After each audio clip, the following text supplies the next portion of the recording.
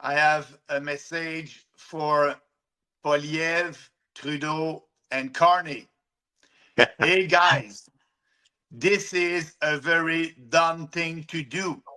When you are imposing tariffs on us, 25%, it is on us. It is on Canadian consumers.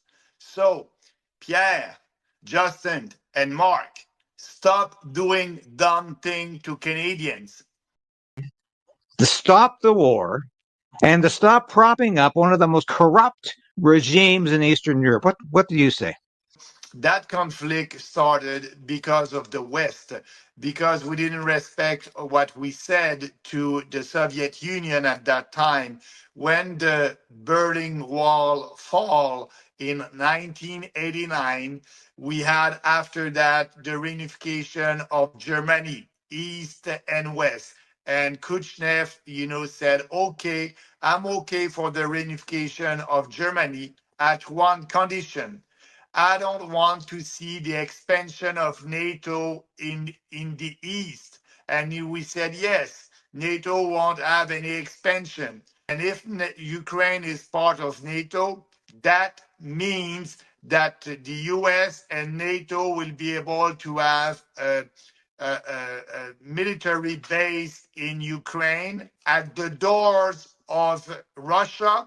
It was not okay for the US in 1962 when the Soviet Union wanted to put missiles in Cuba at the doors of the US. And add to that, that Crimea and Donbass were, under Russian jurisdictions long time ago.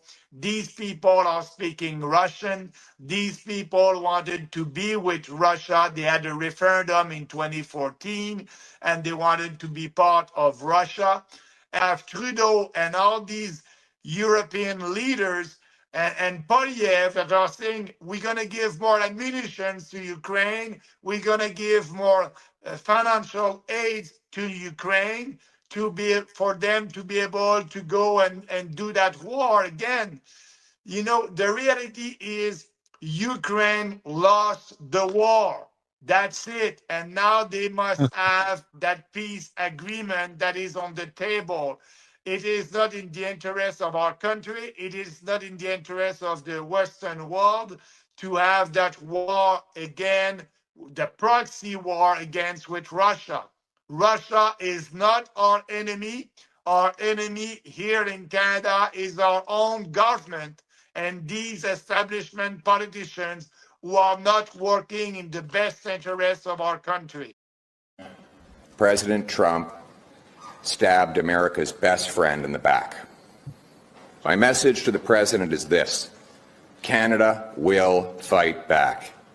We will defend our people and our economy, and we will put Canada first.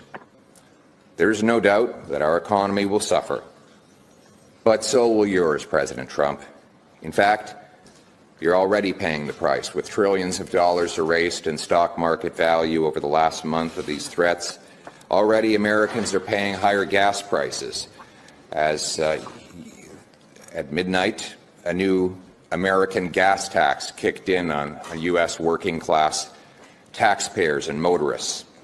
Your workers will soon start losing jobs they had upgrading Canadian raw materials, which, by the way, you were getting at an incredible and ridiculous bargain, and your businesses will be selling fewer products to your closest neighbor. So thank God somebody else out there is actually saying there is an alternative. There's another discourse here, but we're not talking about it. I think you're the only politician in Canada who's actually talking about another way out here.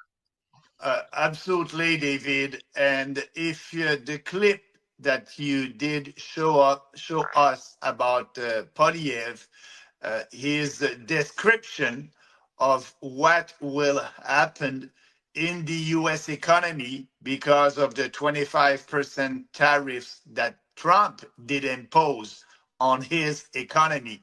The description is great. That is real. That is what will happen in the U.S. But now, just after that, is doing the same thing. All what he said to the US, loss of job, prices that will increase. It will be the same with our 25% tariff that is okay with that, that is ready to impose on us.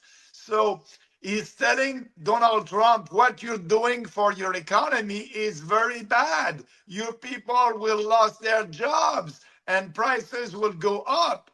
And he's doing the same thing here in Canada. And he's telling us that it's for our good. It is for, our best interest. That's crazy.